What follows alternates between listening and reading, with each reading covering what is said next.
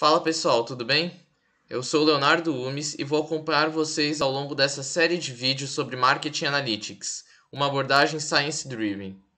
Nessa jornada, nós vamos discutir como a combinação entre uma abordagem tradicional de Marketing Analytics e uma abordagem orientada por ciência pode contribuir para desenvolvermos modelos de Analytics mais robustos e mais confiáveis. Inicialmente, eu gostaria de agradecer ao Thiago pelo convite, pela oportunidade. É sempre um prazer falar um pouquinho sobre a minha área de atuação e pesquisa para uma audiência tão especial como a do Statdados.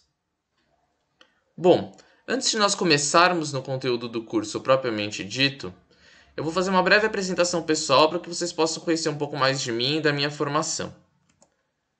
Eu sou formado em Publicidade e Propaganda e lá em 2016, no meu último ano de graduação, eu tive meu primeiro contato com esse universo dos dados por meio do meu TCC, onde eu desenvolvi uma pesquisa buscando mensurar a percepção dos consumidores de uma famosa marca de motocicletas em relação às ações de marketing adotadas pela companhia.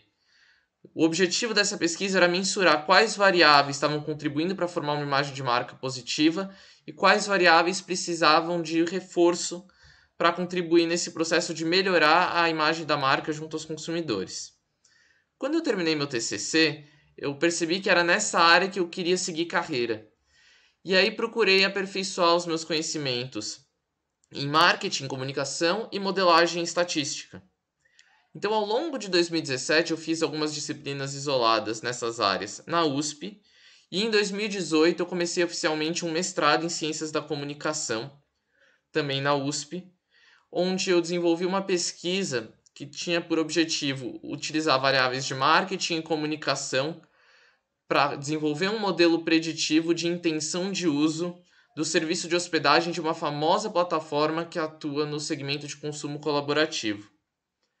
Ao longo do mestrado, eu consegui desenvolver bastante meu conhecimento nessa área de Analytics e de modelagem estatística especificamente, o que fez com que em 2018 eu fosse auxiliar de ensino numa disciplina da graduação em Marketing da Universidade de São Paulo, e nessa disciplina especificamente cuidasse da parte de Marketing Analytics e modelagem estatística, ensinando para os alunos como que eles utilizavam essas técnicas para gerar soluções específicas de marketing.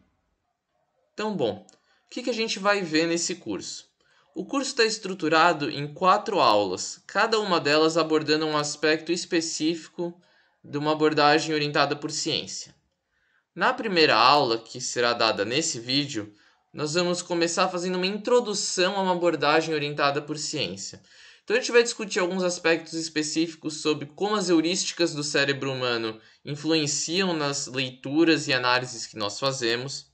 Nós vamos discutir um pouco da relação entre mercado e ciência, de maneira geral, e como que essa integração ocorre especificamente na área de marketing. E também falar um pouquinho sobre gestão de dados e como que a abordagem orientada por ciência vem para melhorar, para aprimorar o processo de gestão de marketing a partir de dados. Na segunda aula, nós vamos falar sobre fundamentos de uma abordagem orientada por ciência. Essa aula vai ser um pouco mais teórica, mas ela é especialmente importante, porque é a partir dela que a gente vai compreender o grau de relevância de nós tomarmos uma abordagem orientada por ciência como padrão na hora de desenvolver modelos de marketing analytics. Então nós vamos falar um pouquinho sobre o papel da teoria no desenvolvimento de modelos de analytics, como que é o teste de hipótese nessa abordagem. A gente vai ver que ele é bem diferente de um teste de hipótese numa abordagem tradicional de marketing analytics.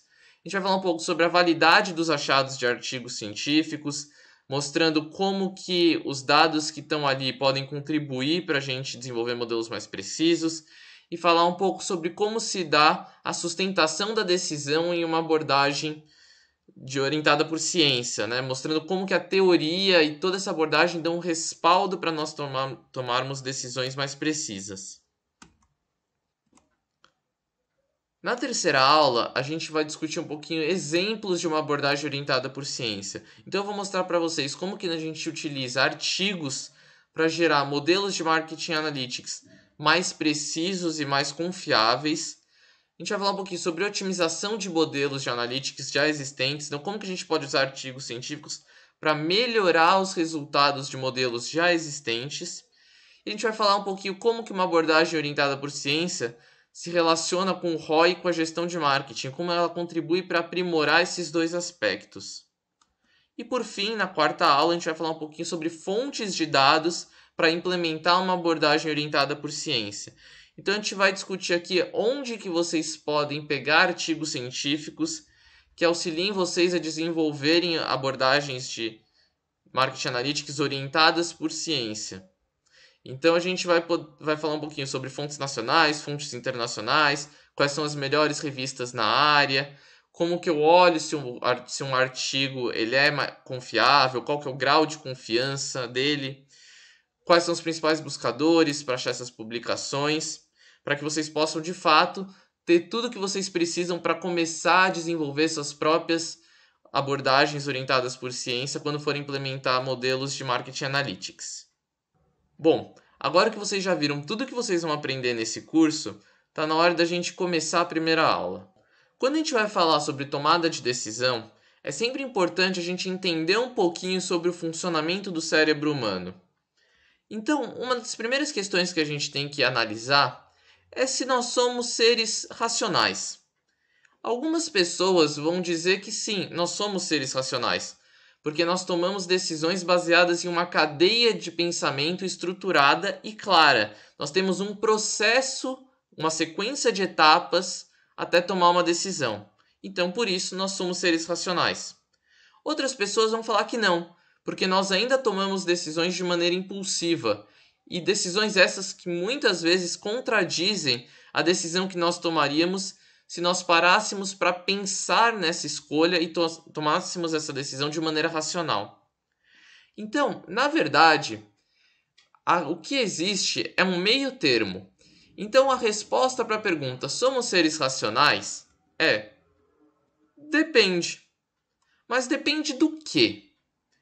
Ao longo da nossa evolução, o nosso cérebro teve que acompanhar tanto o desenvolvimento do corpo quanto o desenvolvimento do ambiente onde a gente se encontrava.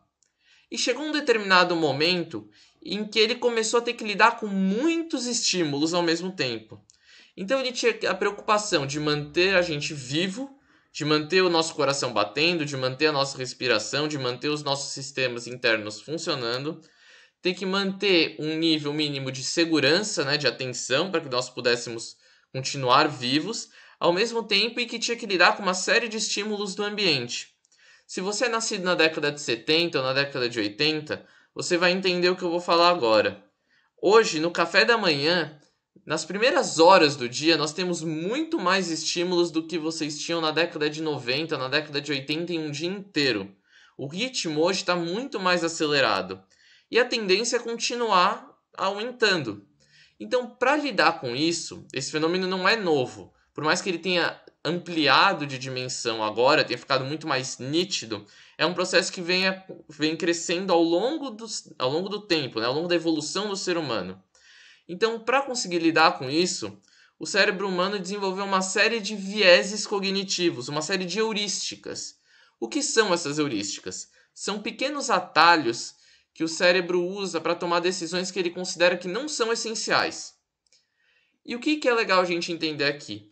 Esses viés, essas heurísticas, elas influenciam a tomada de decisão em todos os aspectos da nossa vida, seja no nosso comportamento como consumidores, seja no nosso momento de analistas, seja no momento da gente escolher se a gente vai comprar o sabão da marca A ou o sabão da marca B, seja no momento da gente ver se existe uma relação entre duas variáveis e se essa relação de fato é relevante.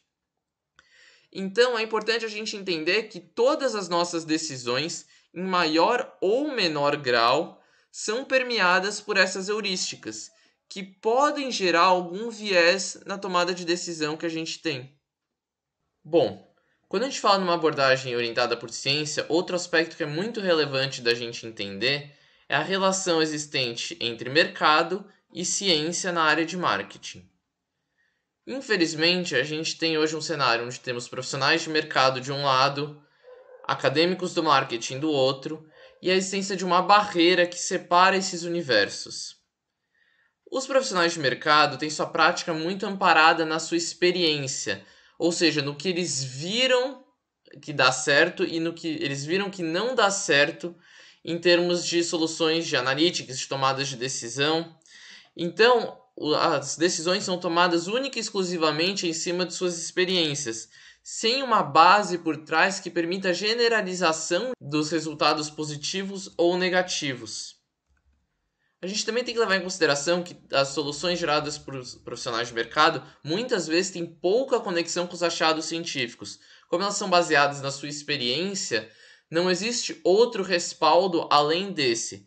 Claro, é importante a gente pontuar que ser baseado na experiência não significa que é ruim, não significa que não funciona.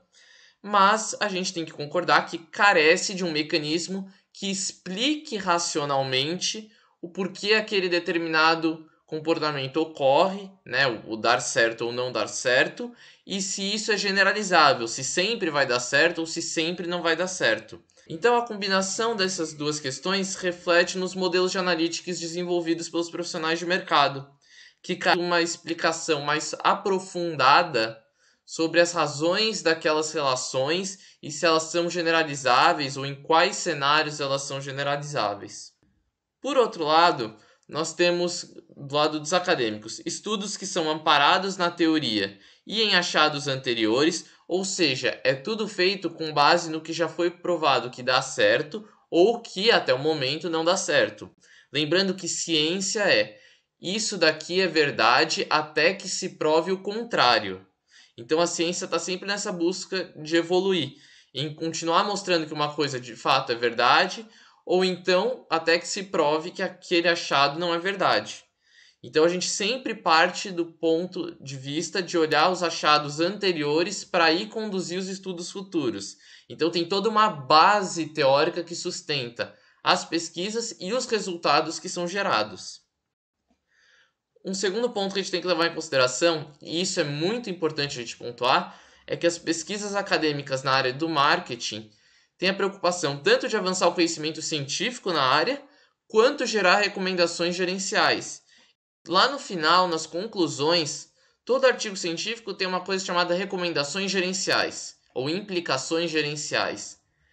O que é essa seção? Ela é dedicada a traduzir para o cara que está lá na ponta executando a decisão de marketing, para o profissional de marketing que utiliza aquilo no seu cotidiano, o que o estudo aponta para ele fazer. Então ele te dá as best practices, né? Quais são as melhores práticas a serem feitas para gerar melhores resultados segundo os dados e os resultados gerados por aquela pesquisa. Então tem essa preocupação de avançar o conhecimento na área, tanto quanto gerar recomendações úteis para os profissionais de marketing.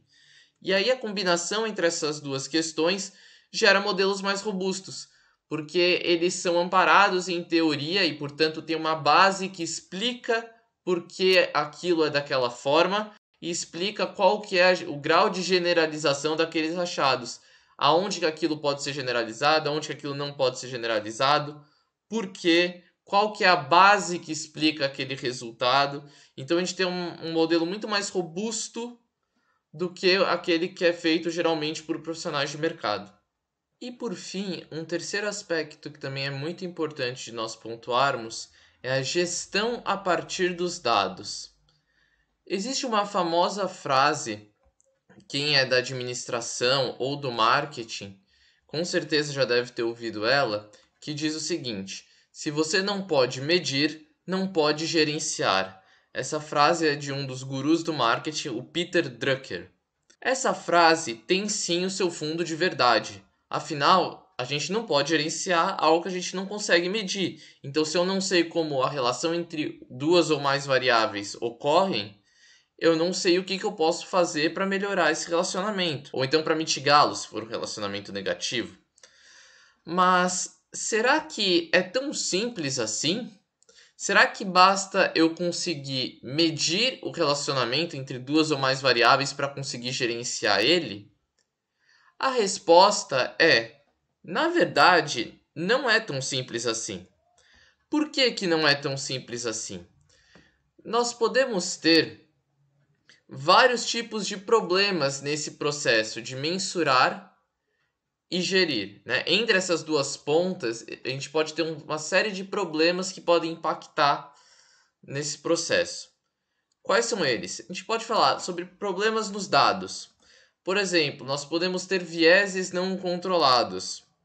Então vamos supor que eu estou querendo desenvolver um modelo de analytics para prever a venda, a quantidade de produtos vendidos em função de uma determinada quantidade de variáveis independentes. E que uma dessas variáveis que eu estou querendo relacionar com a venda é a quantidade de pontos de venda, é a praça, né? A presença que eu tenho, né? O número de pontos de venda que eu tenho do meu produto.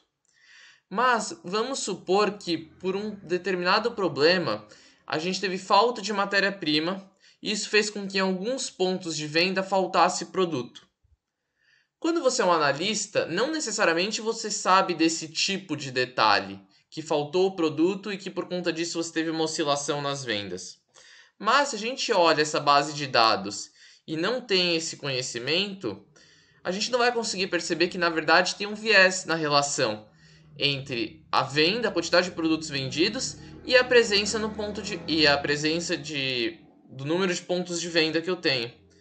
Então, esse, por exemplo, é um caso de viés que eu posso ter nos dados que vai afetar o meu modelo e, consequentemente, a minha análise e a minha tomada de decisão.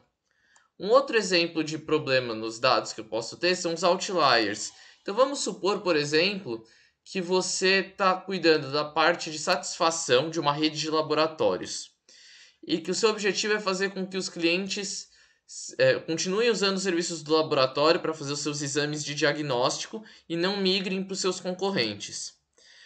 Você está analisando a satisfação geral entre todas as franquias da unidade, mas em uma determinada unidade, num dia que estava muito quente, o ar-condicionado apresentou problemas e parou de funcionar, o que fez com que todo mundo passasse um calor danado e detonasse a satisfação com o serviço prestado pelo laboratório naquele dia. Se você não sabe que isso aconteceu, você não vai conseguir identificar esses outliers, porque às vezes a resposta não varia tanto em relação à resposta das outras pessoas. Então você vai achar que aquilo faz parte do seu padrão, do seu desvio padrão natural dos dados. Mas, na verdade, trata-se de um outlier específico. Então, se você não tiver essa noção e não efetuar esse tratamento, por exemplo, você vai ter um modelo que é feito, que é construído a partir de dados enviesados, e novamente você vai ter problema com análises enviesadas e decisões equivocadas. Então essas são duas fontes de problema nos dados, por exemplo. Agora a gente também pode ter problema nas análises. Da onde que vem esses problemas? Em primeiro lugar, das heurísticas. Lembra que a gente falou aqui agora há pouco que a gente tem diversos mecanismos no nosso cérebro que auxiliam a gente a tomar decisões que o cérebro não julga serem essenciais? Um exemplo disso é o viés de confirmação, ou seja, eu tenho predisposição em enxergar no relacionamento de dados uma relação que eu acho que é verdade ou que eu quero que seja verdade. Então, isso é algo que acontece muitas vezes sem eu perceber. Então, isso por si só já é um problema que pode atrapalhar a análise que eu vou fazer. E um segundo problema são as análises feitas em cima de modelos não ajustados. Então vamos supor que você só está dando continuidade a um modelo que foi construído previamente. Mas quem construiu o modelo não percebeu as fontes de problema nos dados e construiu o modelo em cima de dados que tinham algum tipo de viés ou de problema. Então, como você só está continuando o modelo, você muitas vezes não consegue perceber que você está trabalhando com um modelo não ajustado. Mas o modelo continua não ajustado, mesmo assim. Isso pode enviesar a sua análise e os relatórios. Então, o conjunto da obra pode gerar relatórios enviesados, que por sua vez podem gerar decisões equivocadas que têm um potencial danado para gerar várias complicações e prejuízos para os negócios. Então, nesse sentido, uma abordagem orientada por ciência auxilia a gente a mitigar esses potenciais problemas nos dados ou nas análises, e consequentemente decisões equivocadas, porque ele dá um parâmetro para a gente compreender se aquelas relações que a gente observa nos dados realmente fazem sentido e, portanto, são relações válidas, ou se são relações que não fazem sentido e que, portanto, eu tenho que investigar para entender o que gerou aquela relação que eu estou vendo nos dados. Porque não se esqueçam, os dados mostram tão somente a relação entre as variáveis. Qualquer coisa que você inferir a partir disso é da sua cabeça. Então, nesse sentido, a ciência, uma abordagem orientada por ciência, auxilia a gente com parâmetros de comparação para a gente ver se os relacionamentos entre as variáveis são válidos ou não. Bom, pessoal, essa foi a primeira aula do nosso curso Marketing Analytics, uma abordagem Science-Driven. Eu deixo aqui os meus contatos, eles vão estar aqui na descrição também. E fique à vontade se você quiser mandar alguma mensagem esclarecendo alguma dúvida, ou até mesmo com alguma pergunta relacionada ao tema, que eu terei grande prazer em responder vocês. Muito obrigado e até o próximo vídeo.